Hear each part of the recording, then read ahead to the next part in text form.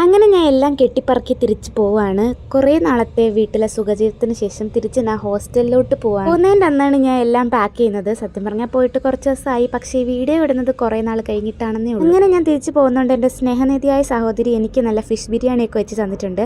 അല്ലെങ്കിലും ഈ ഹോസ്റ്റലിൽ നിന്ന് അങ്ങോട്ട് പോകുന്നതും തിരിച്ചു വരുന്നതായിട്ടുള്ള 2 ദിവസം നല്ല സ്നേഹമായിരിക്കും. ആ സ്നേഹത്തിൽ വെച്ച് തന്നെയാണ്. നല്ല ടേസ്റ്റ് ഉണ്ടായിരുന്നു.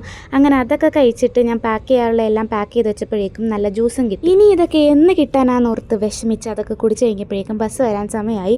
അങ്ങനെ ബസ്സിൽ കയറിയിട്ടുണ്ട്. കഴിഞ്ഞ വട്ടം ഞങ്ങൾ റിപ്പോർട്ട് ചെയ്യുന്നതിനേക്കാളും കുറേ താമസിച്ചാണ് തിരിച്ചു പോയത്. അതുകൊണ്ട് അറ്റൻഡൻസ് നല്ല കുറവായിരുന്നു.